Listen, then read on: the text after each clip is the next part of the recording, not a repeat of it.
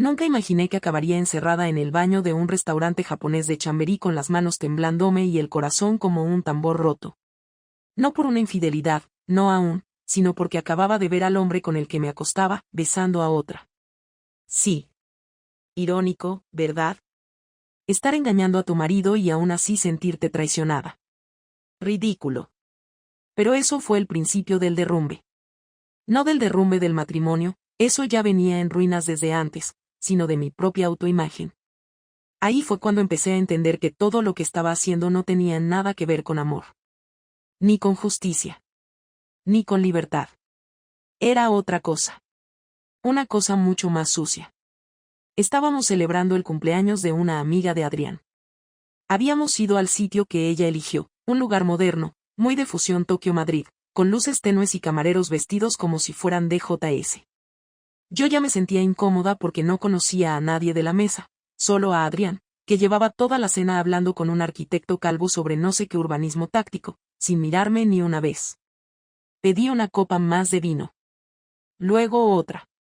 Me levanté a retocarme el maquillaje, porque necesitaba estar sola 5 minutos y evitar pensar que llevaba 2 horas sentada al lado de un hombre que ya no sabía si era mi esposo o un inquilino que compartía cama conmigo por error. Y fue al volver del baño cuando lo vi. Diego. Ahí. Sentado en la barra. Con una chica rubia, joven, guapa, de esas que parecen saber que el mundo las observa. Él le acariciaba la mano, como si fuera algo natural entre ellos. Como si yo nunca hubiera estado. Como si esas veces en su estudio, esos cafés eternos, esas noches en hoteles con el teléfono en modo avión, no hubieran existido. Me quedé paralizada. No por celos, insisto, sino por la violencia de verme a mí misma desde fuera. Como si de golpe alguien me proyectara en una pantalla gigante todo lo que estaba haciendo, pero sin edición, sin filtro, sin excusas. No sé cuánto rato estuve mirándolos. Me temblaban los labios. Volví al baño como si escapara de una explosión. Me encerré. Respiré. Me miré al espejo. Y ahí fue donde empezó la historia que ahora te estoy contando. No cuando conocí a Diego. No cuando besó a otra. No cuando empecé a alejarme de Adrián. No. Empezó cuando comprendí que no sabía en quién me había convertido. Salí del baño, fingí que tenía dolor de cabeza, y le pedí a Adrián que nos fuéramos. No me preguntó por qué. Ni una sola vez. Y eso, amiga mía, fue el puñal final. Me dijo, ¿quieres que pida el coche? Como si le dijera que se había roto la cafetera. En el Uber de vuelta no hablamos. Miraba por la ventana y solo pensaba en que, si me lanzaba en marcha, probablemente ni lo notaría. Él con su móvil, con sus mails del trabajo, con su mente a años luz de mí. Cuando llegamos a casa, me metí en la ducha. Agua hirviendo. Lavándome a mí misma como si pudiera quitarme todo el barro mental. Me senté en el suelo, el agua cayéndome encima, y pensé en cómo había empezado todo. Yo no me desperté un día diciendo voy a engañar a mi marido. Nadie hace eso. Te resbalas. Te autojustificas. Te dices que no haces nada malo por tomarte un café. Que no pasa nada por responder a un mensaje. Que solo estás charlando. Que tienes derecho a sentirte viva, vista, deseada. Que Adrián hace años que no te toca si no es por inercia. Que no te pregunta cómo estás. Que se le ha olvidado tu comida favorita. Y entonces alguien, otro, te lo pregunta. Te escucha. Te observa como si fueras interesante. Y sientes que respiras otra vez. Eso fue Diego. Un soplo de aire fresco. Durante semanas solo hablábamos. Me preguntaba por mis proyectos, por mis gustos, por las películas que me habían marcado. Adrián, en cambio, me hablaba de hipotecas, de la presión del jefe, de si habíamos pagado el seguro del coche. Vivíamos juntos, sí, pero era como compartir casa con un compañero de trabajo al que no soportas demasiado.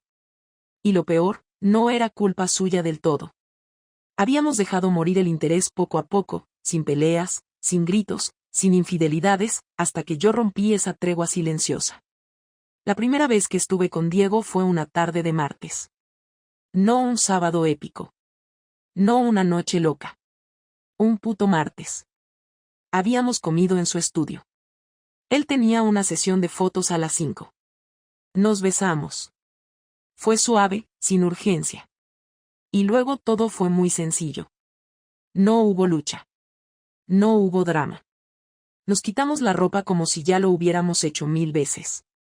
Me acuerdo de que cuando terminamos, me puse a llorar. No por culpa. Por alivio. Por miedo. Por todo. Después vinieron más veces. Nunca le escribía yo. Él tomaba la iniciativa y yo aceptaba. Me decía a mí misma que eso me salvaba. Que si él empezaba, yo solo respondía. Que era débil, sí, pero no mala. Que estaba atrapada. Que necesitaba sentirme deseada. Todo ese discurso. Y mientras, Adrián seguía sin sospechar. O al menos eso creía yo. La escena del restaurante me descolocó. No porque Diego tuviera a otra. Sino porque me di cuenta de que yo no era su única escapatoria. Que él también tenía otras vidas. Que yo no era especial. Que no había épica. Solo ruinas. Él no era mi salvador. Era mi espejo. Estaba huyendo de algo, igual que yo. Y esa noche, al meterme en la cama junto a Adrián, fingiendo dormir mientras él veía una serie con el volumen bajo, entendí que todo estaba podrido. No supe qué hacer. No sabía si confesar. Si dejarlo todo. Si huir. Solo sabía que estaba atrapada entre dos fracasos, un matrimonio sin alma y una aventura sin futuro. Y lo peor es que no podía culpar a nadie más. Todo era elección mía. Y la parte más oscura aún no había empezado. A las 3 semanas del episodio del restaurante, todo estalló. No por Diego, ni por un mensaje, ni por una amiga que habló más de la cuenta, sino por algo tan cotidiano que parecía imposible que pudiera destruir un matrimonio de 7 años. Fue un domingo cualquiera, de esos en los que el silencio de la casa se siente más pesado de lo normal. Adrián estaba en el salón con el portátil, revisando planos, y yo en el dormitorio, doblando ropa sin pensar. De repente, escuché el sonido de su móvil vibrando encima de la mesa del comedor. No era raro. Siempre estaba sonando. Pero aquella vez no era el suyo. Era el mío. Él lo había cogido, creyendo que era el suyo, y cuando lo desbloqueó, se quedó mirando la pantalla. Me bastó ver su gesto para entenderlo todo. En menos de 5 segundos su cara cambió, como si algo le hubiera apagado la respiración. No me gritó. No preguntó. Simplemente me miró como si no me conociera. Después de eso, me extendió el teléfono sin decir palabra. En la pantalla estaba el mensaje de Diego: te echo de menos. No puedo olvidarte. Me quedé helada. No porque no lo esperara, sino porque nunca imaginé que el descubrimiento sería tan simple. Ni lágrimas, ni escena teatral, ni huida. Solo silencio. Un silencio que dolía más que cualquier insulto. Caminé hacia él, pero no dije nada. Él dejó el portátil, se apoyó en la mesa y respiró hondo. Me preguntó con voz tranquila, casi clínica, ¿quién es? No supe qué responder. Intenté abrir la boca, pero las palabras no salían.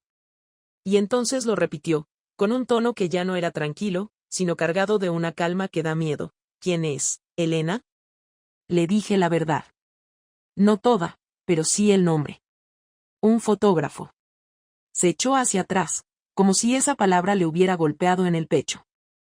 Me pidió que me sentara. Lo hice. No gritó, no lloró. Solo empezó a hacer preguntas una detrás de otra. ¿Cuánto tiempo? ¿Dónde? ¿Por qué? No había espacio para inventar nada. Todo sonaba ridículo incluso si intentaba justificarlo. Hace unos meses, dije. Fue algo que no planeé. Me interrumpió. Nadie planea traicionar, Elena.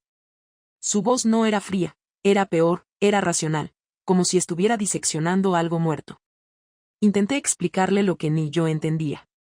Que me sentía sola, que entre nosotros ya no había nada, que necesitaba respirar. Lo escuchaba, pero sin escuchar. Se levantó, caminó hasta la ventana y se quedó mirando la calle durante varios segundos. Dijo algo que no olvidaré nunca. Podría soportar que me dejaras, pero no que me usaras mientras fingías estar aquí. Me levanté, llorando ya sin control, y le rogué que hablara, que dijera algo más. Quería que gritara, que me insultara, que rompiera algo. Cualquier cosa que me diera la sensación de que aún le importaba. Pero no. Cerró el portátil, fue al dormitorio y empezó a guardar ropa en una maleta. Lo seguí. Le agarré el brazo. No hagas esto, por favor. Me miró y dijo despacio, tú ya lo hiciste. Después, cogió el coche y se fue. No me dijo a dónde. Esa noche fue interminable. Me quedé sola en casa, sin entender qué vendría después. No llamé a Diego. No quise. Apagué el móvil. Estuve despierta hasta el amanecer, repasando mentalmente cada conversación, cada gesto, cada señal de advertencia que ignoré. El lunes no volví a trabajar. Ni el martes. El miércoles, Adrián regresó, pero solo para recoger el resto de sus cosas. No habló. Firmó unos papeles del banco y dejó las llaves encima de la mesa. Antes de irse, me dijo algo que aún me suena en la cabeza, no sé quién eres. Pero la persona con la que me casé no podría haber hecho esto. Pasaron días sin que supiera de él. Y fue entonces cuando Diego reapareció, como si oliera el vacío. Me escribió, preguntándome si estaba bien. No respondí al principio, pero al final acepté verlo. Quedamos en el mismo café de siempre. Llegó sonriente, con esa seguridad que antes me desarmaba. Me abrazó, pero yo me quedé quieta. Le conté lo ocurrido. Su cara cambió de inmediato. Me dijo que lo sentía, que no pensaba que llegaría tan lejos, que creía que yo lo manejaba. Aquella frase me enfureció. Que yo lo manejaba, le dije. ¿Qué pensabas? ¿Que esto era un juego? Me miró sin saber qué decir. En ese momento entendí que para él solo había sido una historia excitante, un escape temporal, no el terremoto que me había destrozado la vida. Me marché sin despedirme. Las semanas siguientes fueron una especie de limbo. Adrián no me llamaba. Su familia tampoco. Algunos amigos en común me escribieron para preguntar por él, y supe que había alquilado un piso cerca de su trabajo. Vivía solo. Me pregunté si estaba viendo a alguien, pero ya no tenía derecho a saberlo. Yo apenas salía. Mi madre me decía que todo se arreglaría, pero en el fondo sabía que no. Lo que se rompe de esa manera no se recompone con tiempo. Se queda en ruinas. Una tarde de mayo, sin esperarlo, Adrián me mandó un mensaje. Tenemos que hablar. Quedamos en un bar discreto, lejos de casa. Llegó puntual, como siempre. Vestido de manera impecable, pero con una expresión diferente, contenida, más firme.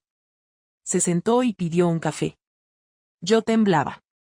No sabía si venía a decirme que quería el divorcio o si solo quería cerrar el círculo. Me miró fijamente y dijo, he pensado mucho. No quiero hacerte daño. Pero necesito entender por qué. Intenté hablar. Le dije que no fue por falta de amor, sino por miedo, por rutina, por sentirme invisible. Mientras hablaba, me daba cuenta de lo absurdo que sonaba todo. Él escuchaba sin interrumpir. Cuando terminé, se quedó unos segundos en silencio y luego respondió, no eras invisible. Te fuiste antes de que pudiera encontrarte. Fue entonces cuando comprendí que él también había sufrido mucho antes de descubrirlo. Que llevaba tiempo sintiendo que algo se había roto y no había sabido cómo arreglarlo. Me pidió que le dijera si seguía viendo a Diego. Le dije que no. Era verdad. No volví a verlo. Él asintió, bebió un sorbo de café y dijo, no quiero odiarte. Pero tampoco puedo volver a confiar. Después se levantó y se fue, dejando la cuenta pagada. No hubo abrazo.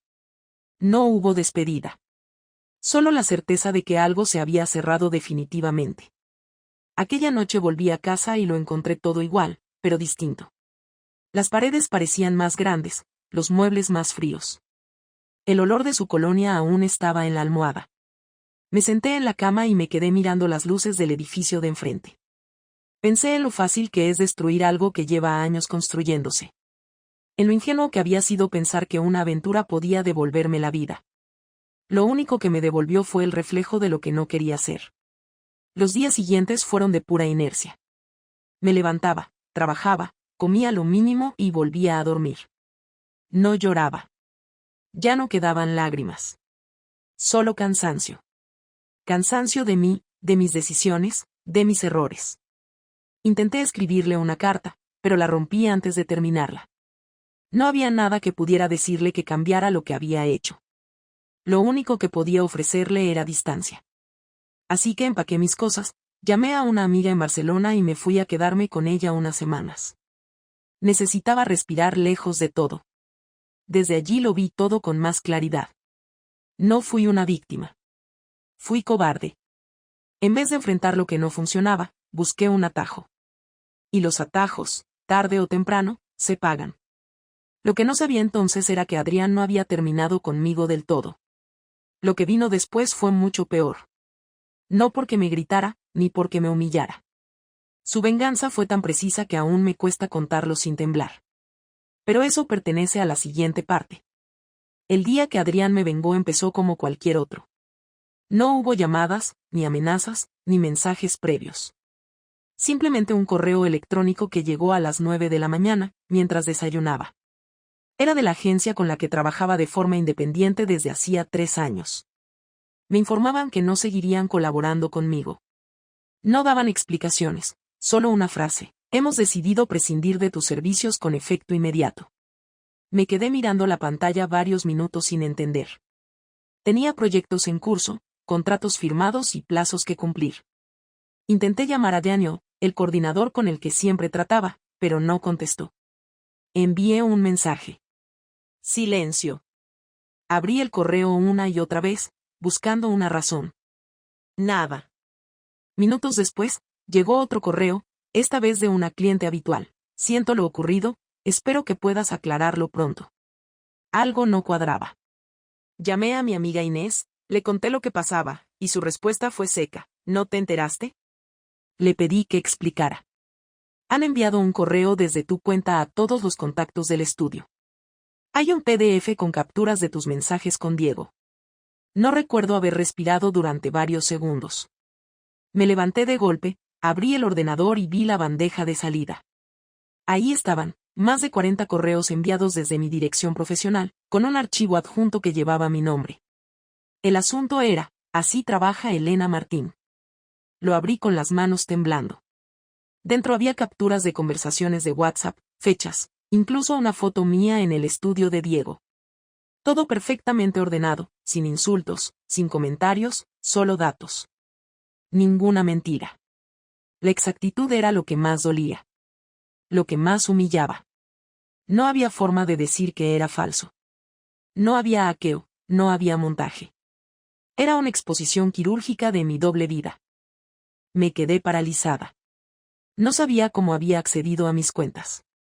Ni cuándo. Ni con qué propósito exacto. Lo primero que pensé fue en denunciar, ¿pero por qué? ¿Qué diría? ¿Que mi marido había mostrado la verdad? No podía. Ni legal ni moralmente.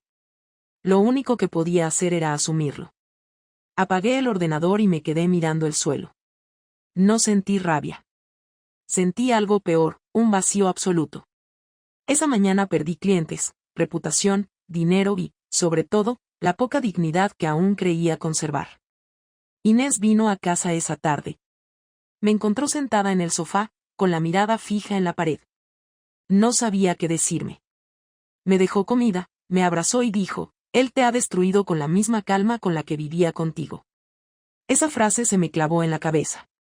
No lo había hecho impulsivamente. Lo había planeado. Durante días traté de reconstruir cómo lo consiguió. Recordé que semanas antes, cuando volvió para firmar unos documentos, había estado usando mi ordenador para imprimir. Seguramente instaló algo o copió la información. No necesitó más.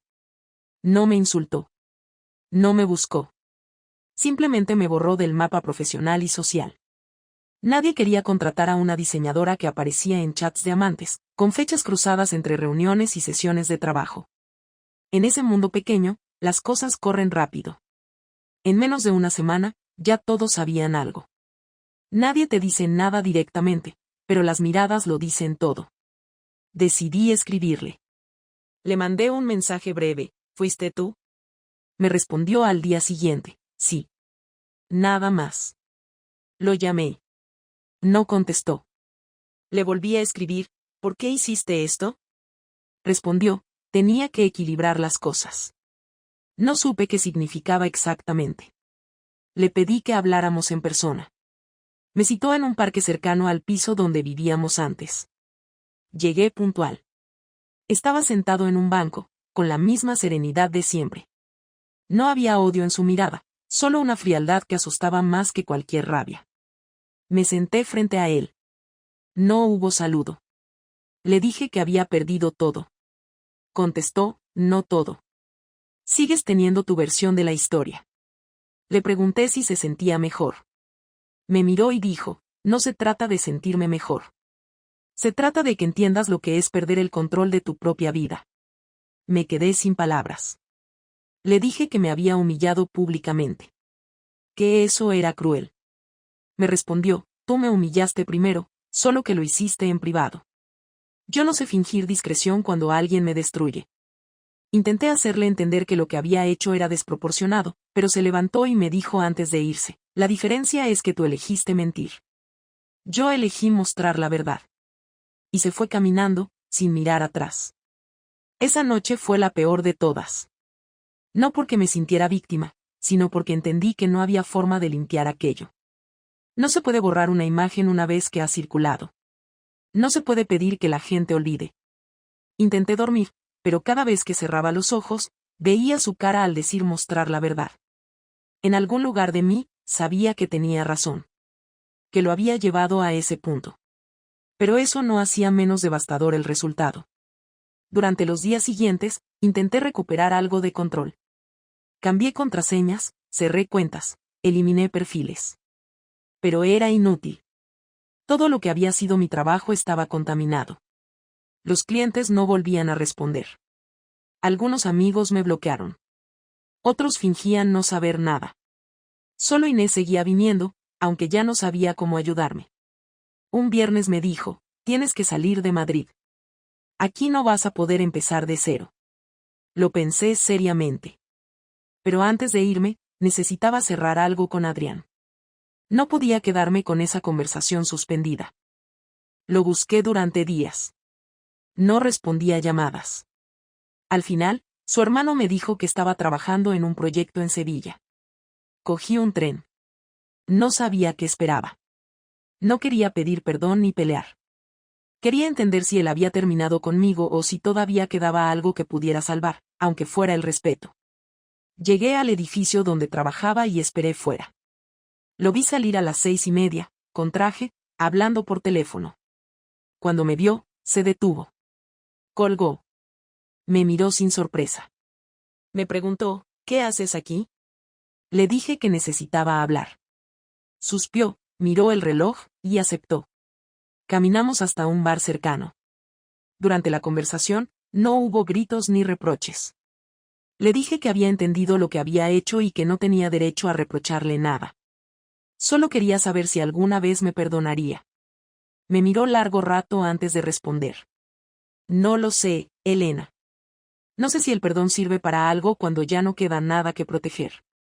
Le pregunté si alguna vez me había amado de verdad. Dijo, sí, pero ya no sé cuándo dejé de hacerlo. Supongo que el día que preferiste estar con otro. Le pedí que no me odiara. Dijo, no te odio. Simplemente ya no me importas.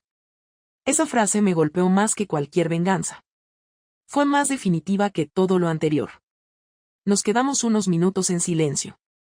Antes de irse, añadió, nunca pensé que sería capaz de hacer algo así, pero me obligaste a entender lo que significa perder el control. Ahora los dos lo sabemos. Pagó la cuenta y se marchó. Me quedé allí, sola, observando la silla vacía, intentando procesar lo que acababa de pasar. No lloré. Ya no quedaba nada por llorar. Volví a la estación, cogí el primer tren a Madrid y pasé las 3 horas de viaje sin moverme. No pensé en Diego, ni en mi trabajo, ni siquiera en Adrián. Pensé en mí, en la cadena de decisiones que me habían traído hasta allí. Al llegar a casa, recogí las pocas cosas que aún tenía sin empaquetar y las metí en una maleta. No quería quedarme ni un día más. Mayuel se había convertido en un lugar lleno de rastros míos que ya no reconocía. Cerré la puerta, dejé las llaves en el buzón y salí sin mirar atrás. En la estación, Antes de subir al tren hacia Barcelona, me llegó un último mensaje suyo: no te deseo mal. Pero espero que recuerdes esto antes de volver a romper algo. No respondí. No porque no tuviera que decir, sino porque entendí que cualquier palabra sobraría. En ese momento, la venganza ya había cumplido su propósito. Él había recuperado su control. Yo había perdido el mío para siempre. Barcelona no fue una solución, pero al menos me dio espacio. No conocía a nadie allí, nadie conocía mi historia, y lo único que tenía claro era que no podía quedarme en Madrid esperando a que todo se disolviera con el tiempo, porque el tiempo no arregla nada cuando el daño está registrado en capturas, reenviado, archivado, almacenado en bandejas de entrada y en conversaciones de terceros. Me instalé en casa de Clara, una amiga de la universidad con la que hacía años que no hablaba, pero que cuando le escribí solo dijo: vente, el sofá es tuyo. No me preguntó detalles. No quiso saber los porqués. Me ofreció espacio y silencio. Yo llegué con una maleta y el estómago cerrado. Las primeras semanas fueron inercia pura: dormir mucho, comer poco, mirar el móvil sin abrirlo, levantarme sin saber qué hacer, ir a pasear sin un rumbo claro y volver sin recordar por dónde había caminado. Una noche Clara me preguntó si pensaba quedarme mucho tiempo. No lo dijo como presión, sino como quien necesita saber si va a compartir casa con un fantasma o con alguien que quiere levantarse. Le respondí que no lo sabía. Me preguntó si había hablado de nuevo con Adrián. Le dije que no. Me preguntó si seguía en contacto con Diego. Le dije que tampoco. Me miró, se quedó unos segundos callada y dijo: entonces empieza por ti. No tienes que hablar con nadie si no puedes, pero tampoco puedes seguir fingiendo que estás esperando algo. Esa frase me obligó a dejar de simular que todo era una pausa. No era una pausa. Era una caída libre. Busqué trabajo. Empecé desde abajo, sin intentar recuperar a los clientes perdidos ni justificar mi ausencia con mentiras. Envié currículums a agencias pequeñas, sin usar mis anteriores referencias. Me presentaba como freelancer recién llegada a la ciudad, sin historial. Me aceptaron en un estudio de Gracia como asistente de diseño. Era un puesto que habría rechazado un año atrás, pero ahora era aire. Trabajaba 8 horas al día con gente que no sabía quién era, que no esperaba nada de mí, y eso me ayudó a volver a sostenerme. No era felicidad, ni siquiera tranquilidad, pero al menos era rutina sin daño. Durante ese tiempo no volví a buscar a Adrián. No revisé sus redes, no pregunté por él, no intenté saber si había rehecho su vida. Me obligué a no tocar esa parte.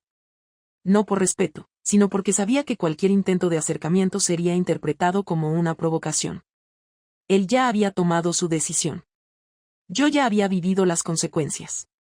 Lo único que me quedaba era entender qué hacer con lo que venía después. Pasaron 3 meses así. Trabajando, durmiendo, manteniéndome al margen. Hasta que una tarde, Clara llegó a casa con su portátil y me dijo que tenía que enseñarme algo. Dudé. Le pregunté si tenía que ver con él. Me dijo que no directamente, pero sí conmigo. Abrió un blog de diseño, uno bastante conocido. En él habían publicado una lista de profesionales con historial problemático que algunas agencias estaban distribuyendo de forma extraoficial. Una lista con nombres, perfiles, errores cometidos.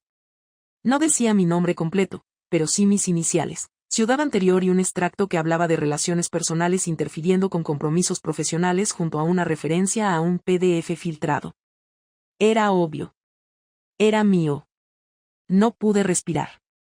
Me puse de pie, recorrí el salón de lado a lado, cerré el portátil de golpe y le pedí que lo eliminara. Clara intentó calmarme, pero no lo consiguió. Me encerré en el baño, me senté en el suelo y entendí que la historia no se había apagado.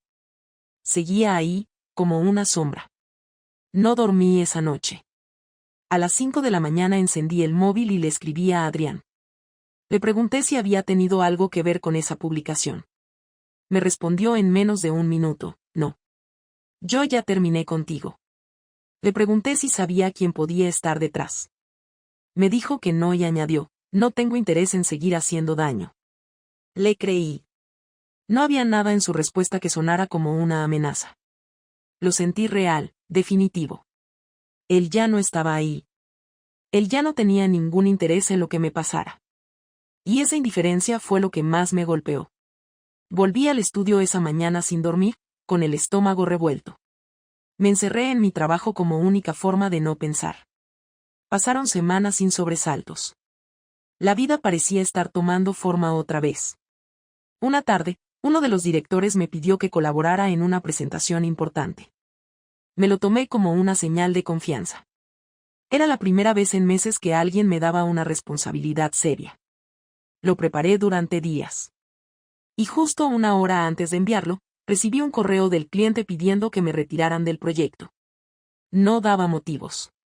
Solo decía que no quería que mi nombre apareciera. Llamé a Clara. Le conté. Me dijo que no podía seguir viviendo así. Que necesitaba limpiar mi nombre o dejarlo atrás. Le dije que no sabía cómo hacer ninguna de las dos cosas. Me preguntó si había pensado en hablar con Diego. Le dije que no quería verlo. Pero después de colgar, me quedé pensando. No porque lo echara de menos, sino porque quizás él sí sabía algo. O alguien. O cómo detener esa cadena de fuego. Busqué su número. No lo tenía. Busqué su Instagram. Cerrado. Busqué su estudio. Cerrado también. Solo encontré un perfil en LinkedIn. Le escribí. Me respondió 2 días después. Quedamos en un sitio público. Cuando lo vi, no sentí nada. Ni rabia, ni atracción, ni tristeza. Nada. Parecía mayor. Más cansado. Me saludó como si nunca hubiera pasado nada. Le dije que necesitaba saber si había compartido nuestras conversaciones con alguien. Me miró sorprendido. Me juró que no. Le pregunté si sabía quién podía haber hecho circular esa lista. Me dijo que no, que después de lo ocurrido había recibido algunos mensajes anónimos, pero que no les hizo caso. Me ofreció ayuda. Dijo que conocía gente, que podía hablar con contactos. Le dije que no quería favores, solo la verdad. Se quedó en silencio. Luego confesó que en una de las últimas semanas antes del escándalo, una ex suya, con la que había coincidido en una exposición, le pidió acceso a su ordenador para revisar unas fotos. Él se lo permitió. ¿Podría haber sido ella?, preguntó. Me encogí de hombros. Ya no sabía qué creer. Lo dejé ahí. Volví a casa con la certeza de que ya no tenía sentido buscar culpables. Era inútil. Aunque los encontrara, nada me devolvería lo perdido. Esa noche, frente al espejo, me miré largo rato. No me reconocía.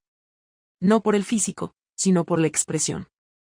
Estaba cansada de justificarme, de huir, de esperar redenciones. Decidí que no podía seguir en ese trabajo. Ni en esa ciudad.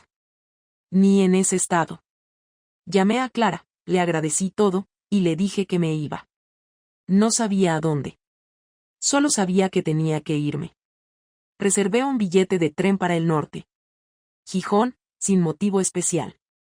No conocía a nadie allí. No tenía ningún pasado. No me esperaba ninguna lista, ni ningún rostro conocido, ni ningún correo con frases envenenadas. El día que me fui, Clara me abrazó sin hacer preguntas. Me dijo, espero que encuentres algo que valga la pena allá. Yo no respondí. Subí al tren y por primera vez en mucho tiempo sentí que quizás aún quedaba algo que reconstruir. No por los demás. No por Adrián. No por mi nombre. Por mí. Aunque lo que quedaba no fuera mucho. Aunque fuera desde cero. Aunque ya no supiera quién era. Gijón era más pequeña de lo que imaginaba, pero eso fue exactamente lo que la hizo soportable. La ciudad no me exigía nada. No tenía expectativas, no arrastraba juicios ni vínculos ni reputaciones manchadas. Era un lugar sin historia para mí y, por primera vez en mucho tiempo, esa ausencia de antecedentes se convirtió en algo parecido a una oportunidad. Me instalé en una habitación alquilada a través de una web de anuncios, en el piso de una mujer mayor que viajaba con frecuencia y no se interesaba por mi pasado ni mis costumbres. Me dejaba en paz, y yo a ella. Esa neutralidad absoluta me resultó casi terapéutica.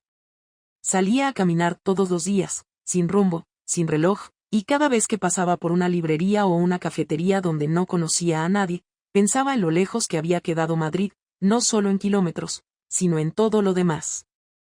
Conseguí un trabajo en una copistería del centro, Nada que tuviera que ver con mi formación ni con el mundo del diseño, pero en ese momento no quería ni acercarme a una pantalla ni escribir una sola línea de código ni enviar una propuesta ni negociar con clientes.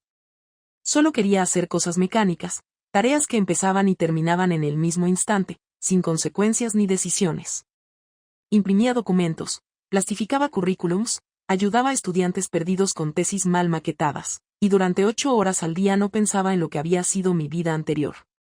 No hablaba con nadie más de lo necesario. No buscaba socializar. Me levantaba, trabajaba, comía sola y volvía a casa con la satisfacción absurda de no haber sido reconocida, juzgada, evaluada o vinculada con nada más allá de lo estrictamente necesario. Pero esa estabilidad tan simple no podía durar para siempre. Llegó el día en que Adrián volvió a aparecer, no físicamente, pero sí de la única forma en que podía hacerlo después de todo, con un mensaje inesperado, seco, directo. Habían pasado 5 meses desde aquella última conversación en Sevilla. Durante todo ese tiempo no supe nada de él, ni intenté averiguarlo. El mensaje decía: estoy en Gijón por trabajo. No quiero incomodarte. Solo necesito hablar 5 minutos. Si no quieres, lo entenderé. Estuve 1 hora entera mirando esa frase. Podía borrarlo. Podía fingir que nunca lo vi. Podía ignorarlo como él me ignoró durante todo el proceso de caída. Pero no lo hice. Respondí: dime cuándo y dónde. Nos encontramos en un banco frente a la playa. Estaba igual que siempre, pero más delgado, más serio, con un aire de alguien que ha vivido cosas que ya no le caben en la cara. Se sentó sin sonreír. Dijo: gracias por venir. Le pregunté si estaba bien. Asintió. Luego me miró como si quisiera medir si yo seguía siendo la misma. Le dije que podía hablar, que lo escuchaba. Y ahí lo soltó: estoy viendo a alguien. No entendí por qué sentía la necesidad de contarme eso. Me limité a asentir. Él continuó: no te lo digo para hacerte daño, ni porque crea que te importa, sino porque quiero cerrar esto desde un lugar limpio. Lo miré sin decir nada. Me explicó que había empezado una relación con una compañera del trabajo, que llevaba meses en terapia, que había trabajado en su rabia y que ya no me odiaba. Que me recordaba con distancia, como se recuerda una etapa confusa. Me preguntó si seguía viendo a alguien. Le respondí que no. Me preguntó si había vuelto al diseño. Dije que tampoco. Me preguntó si me sentía mejor. Dudé antes de responder. No, peor, dije. Él asintió. Hubo un silencio largo. El tipo de silencio que ya no duele porque ya no hay nada que esperar. Le pregunté por qué había querido hablar. Dijo que sentía que si no lo hacía, iba a quedar todo congelado para siempre en ese punto en el que él era el verdugo y yo la culpable. Ya no tengo nada que reprocharte. Lo que pasó fue brutal, sí, pero ya no quiero cargar con eso más tiempo del necesario. Lo que te hice fue cruel. Lo sé. Pero si hoy puedo dormir tranquilo es porque al menos lo admito. Y si tú puedes también, entonces me voy más ligero. Le respondí que no dormía tranquila, pero que al menos ahora dormía. Me miró, se levantó y me tendió la mano. No para estrechármela con afecto. Solo como gesto de cierre. Me dijo: cuídate, Elena. Le respondí: tú también. Y se fue. Aquella conversación fue la última. Desde entonces no volví a saber nada de él, y no creo que vuelva a saber. No lo busqué, no lo bloqueé, no lo archivó mi memoria como trauma, sino como consecuencia. Volví a casa, abrí el portátil, reinstalé los programas de diseño que había desinstalado meses atrás y me quedé un rato frente a la pantalla, sin tocar nada. No porque no supiera qué hacer, sino porque aún no tenía claro si quería volver a hacerlo. Cerré el ordenador y salí a caminar. Necesitaba pensar en qué tipo de final quería escribir para todo eso. Pasaron días, luego semanas. Me esforcé en no tomar decisiones impulsivas. Una noche, mientras esperaba el autobús, un hombre se sentó a mi lado en la parada. Me preguntó si la línea pasaba a tiempo o solía retrasarse. Le respondí que no lo sabía. Él me sonrió. Me preguntó si era de allí. Le dije que no. Me preguntó si estaba bien. Esa pregunta me descolocó. Me miró con una mezcla de interés y precaución, como si sospechara que podía romperme en cualquier momento. Le dije que sí. Me preguntó mi nombre. Le dije que me llamaba Elena. Me ofreció su mano. Se llamaba Julián. El autobús llegó. Subimos. Nos sentamos en asientos separados. No hablamos más. Pero esa conversación mínima fue la primera que no me hizo sentir expuesta. No fue una promesa. Fue solo aire.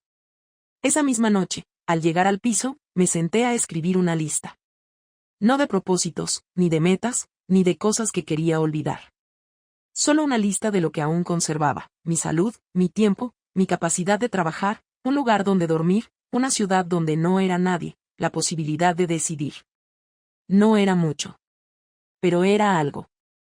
Lo suficiente para que al día siguiente pudiera mirar la pantalla del ordenador con menos miedo y abrir por fin el primer archivo nuevo después de todo. La historia no terminó en una redención espectacular. No recuperé mi reputación de golpe. No hubo una llamada inesperada de una gran empresa, ni una carta de reconciliación, ni un nuevo amor que lo curó todo. Lo que vino después fue más lento, más silencioso y más honesto. La historia se transformó en una rutina diferente, en la que ya no me castigaba todos los días ni intentaba justificar lo injustificable, sino que simplemente intentaba que cada decisión nueva no fuera una repetición de las anteriores. Y por primera vez en mucho tiempo, ese pequeño cambio fue suficiente. Lo más difícil no fue perderlo, ni enfrentarme al juicio de los demás, ni ver cómo se desmoronaba una vida entera construida durante años. Lo más difícil fue seguir con la certeza de que el resto de la gente seguía avanzando mientras yo necesitaba reconstruirme desde un punto tan bajo que ni siquiera tenía claro si quería volver a ser la misma persona que había sido antes de todo esto. La rutina en Gijón se volvió menos densa con el paso de los meses. El trabajo en la copistería se mantuvo estable, aunque seguía siendo temporal y con un salario mínimo, pero me permitía mantener una vida austera sin depender de nadie. No tenía contacto con Clara, ni con antiguos compañeros, ni con nadie de Madrid. Había decidido mantener esa distancia porque, por primera vez, la ausencia de vínculos no me pesaba, sino que me servía para entender qué era lo que no quería repetir nunca más. En esa calma desprovista de adornos, empecé a pensar con claridad. No en lo que había hecho, porque eso ya lo tenía claro, sino en lo que vendría después. El pasado seguía allí, pero había dejado de dominar cada una de mis decisiones. Empecé a escribir. No un diario. Ni un libro. Ni nada que tuviera la intención de ser leído por alguien. Solo escribía páginas sin título, sin estructura, sin formato. Me sentaba cada noche frente a una libreta y volcaba ideas, pensamientos, recuerdos, decisiones, frases sueltas, listas de cosas que había aprendido, momentos que necesitaba entender desde otra perspectiva. No había un objetivo. Era un ejercicio de limpieza. A veces terminaba la página con rabia, otras con una extraña tranquilidad, pero siempre cerraba la libreta sabiendo que al menos había hecho algo solo para mí. Un día, mientras plastificaba documentos para un chico que se preparaba a unas oposiciones, uno de los encargados me preguntó si alguna vez había trabajado en diseño gráfico. Me sorprendió la pregunta. Le dije que sí, que antes me dedicaba a eso, pero que hacía tiempo que lo había dejado. Me dijo que iban a renovar el logotipo del local y que necesitaban a alguien para algo muy básico, nada profesional. Dudé antes de responder. Tenía miedo de volver a tocar ese mundo. No por las herramientas, sino por todo lo que representaba. Acepté con la condición de no firmar el trabajo y de hacerlo sin que nadie supiera que era yo quien lo diseñaba. Me dijo que no había problema.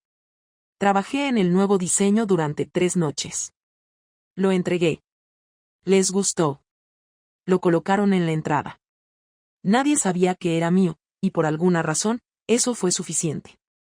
No sentí orgullo. Tampoco alivio. Solo una confirmación: podía volver a hacer cosas que antes amaba, pero sin necesidad de exponerme, sin necesidad de vincularme emocionalmente con lo que eso representaba. Durante semanas seguía haciendo pequeños trabajos que me pedían de forma informal. Ninguno me devolvía el estatus que había perdido, pero todos me demostraban que aún podía construir algo desde cero. Las mañanas eran más soportables. Las noches más tranquilas. Empecé a dormir sin sobresaltos. No soñaba con Adrián, ni con Diego, ni con ninguna de las personas que habían atravesado mi historia. No los había borrado, pero ya no aparecían como fantasmas. Un viernes por la tarde, mientras volvía del supermercado, vi a Julián en la misma parada de autobús donde lo había conocido meses atrás. Estaba leyendo. Me reconoció y me saludó con una sonrisa discreta. Me senté a su lado. Me preguntó si seguía trabajando en la copistería. Le dije que sí. Me preguntó si ya me sentía más de aquí. Le dije que un poco. Me preguntó si me apetecía tomar algo. Dudé un momento, pero acepté. Fuimos a una cafetería que no conocía. Pedimos 2 cafés. Hablamos de cosas simples, libros, cine, rutinas, pequeñas manías. No me preguntó por mi pasado. No intentó saber quién había sido.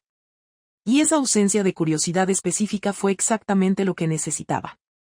No por miedo, sino porque por fin podía presentarme sin necesidad de contar una versión editada de mí misma. Empezamos a vernos con frecuencia. No lo llamaría relación, al menos no en ese momento. Era compañía sin exigencias. Paseos largos, conversaciones tranquilas, silencio sin tensión.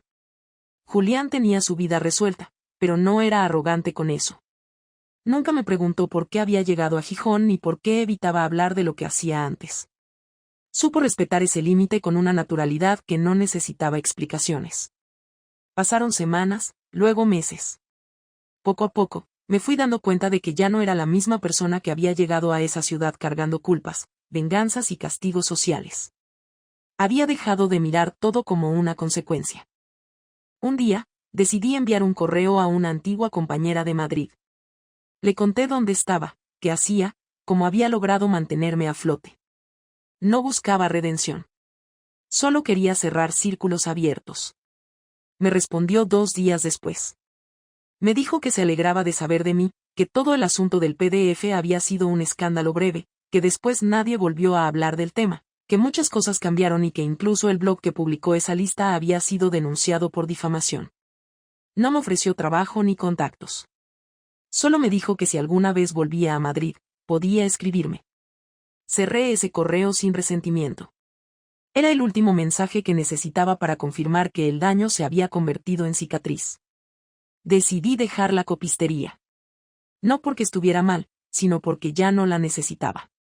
Empecé a tomar pequeños encargos de diseño, con clientes nuevos, fuera del circuito que me conocía, con nombres diferentes, sin exposiciones públicas. Hacía el trabajo, cobraba y no establecía vínculos más allá de lo profesional. Era mi forma de volver, paso a paso, sin correr el riesgo de caer otra vez en la dinámica que me había llevado a perder el control. Una noche, frente al ordenador, me di cuenta de que ya no tenía miedo. No del juicio ajeno, no del pasado, no de lo que podrían decir de mí si alguna vez volvían a unir las piezas. Lo que más me asustaba ahora era quedarme detenida en una versión antigua de mí misma solo por temor a ser castigada otra vez. Así que empecé a escribir mi nombre completo cuando firmaba contratos. Elena Martín. Sin esconderme. Sin explicaciones. Sin adornos. No volví a tener una conversación larga con Adrián. Nunca volvimos a cruzarnos. No sé si sigue con aquella mujer ni si supo algo más de mí. Lo único que conservo de él es una frase que me repitió una vez, cuando aún éramos pareja y estábamos discutiendo por algo menor. Me dijo, lo único que no se puede recuperar es la confianza. En aquel momento no entendí la profundidad de esa frase. Pensé que era una exageración. Ahora sé que tenía razón. Lo que aprendí de todo esto no fue a perdonar ni a olvidar, sino a convivir con el daño sin que me defina. Aprendí que no se puede controlar cómo reacciona el otro cuando uno traiciona, que hay venganzas que no se gritan pero se sienten igual que una bofetada, que los errores tienen consecuencias aunque uno los reconozca, y que reconstruirse no es volver a lo que uno era antes, sino aceptar que la versión anterior ya no existe. Esta es la última página que escribo sobre todo eso. No porque ya no duela, sino porque ya no me sirve seguir contándolo. Lo que venga a partir de ahora no sé cómo será, pero por primera vez en mucho tiempo, no empiezo desde las ruinas de algo, sino desde un punto neutro donde nada está prometido, pero tampoco nada está perdido. Y aunque no parezca mucho, para mí eso ya es suficiente.